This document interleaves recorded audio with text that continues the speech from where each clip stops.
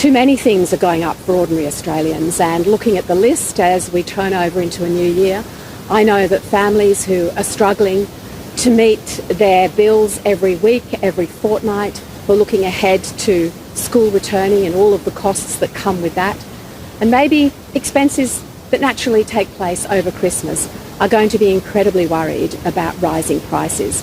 We've seen inflation continue to rise. Unfortunately, we have the prospect of interest rate rises early in the new year. Meanwhile, we have a Prime Minister who promised that everything would be cheaper under him, but unfortunately, everything is getting more expensive.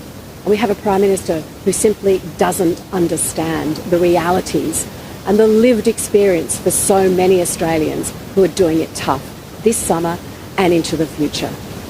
Just on that, energy rebates have finished, and how should the government help Australians struggling with the cost of living? We've got a part-time energy minister managing a part-time energy grid. We've got a Prime Minister who insists that energy is being managed responsibly and it's the right policy, but it's not.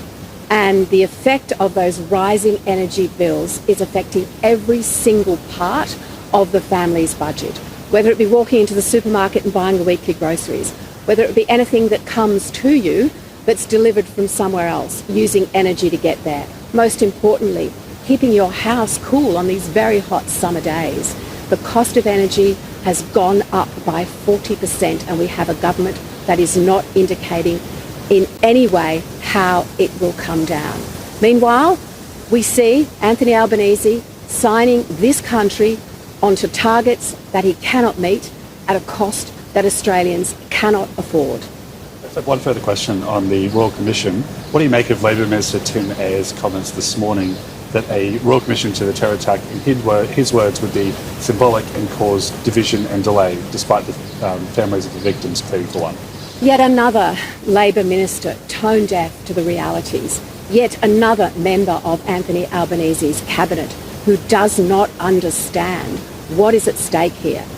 And I don't know whether this minister has bothered to speak to the Jewish community or indeed the Australian community that has such anxiety over the events of December the 14th and the surge in anti-Semitism in the last 2 years, and has heard directly from Australians who feel that their lives are unsafe. But I would simply appeal once more to the Prime Minister and his ministers to listen to victims. Victims are the experts in anti-Semitism and anti-Jewish hatred. They have lived it. They have experienced it. They have told their leaders about it. But it appears from this minister that those leaders are not listening. Final question from us. Do you have any New Year's resolutions? My New Year's resolutions are, well, I've been on the same couch to 5K running app for the entire year, so I think in 2026 I need to do better.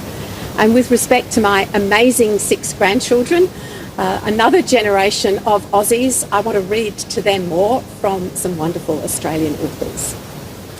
Can I just ask one question I discussed with Helen this morning? Maybe you just answer to Jez for this one. Just on the gun reforms, whether the current proposals for gun reforms are appropriate perhaps for regions, rural regions like Albury, or are they more just suited for sort of Melbourne, Sydney? Should there be a broader gun base or something that sort of takes both into account? We've seen a massive distraction about gun laws that has come from this Prime Minister and this government. And we've seen it across the board.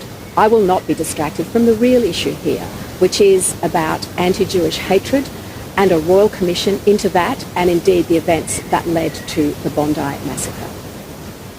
Except the government might not be able to go into the details of advice given to it during National Security Committee meetings.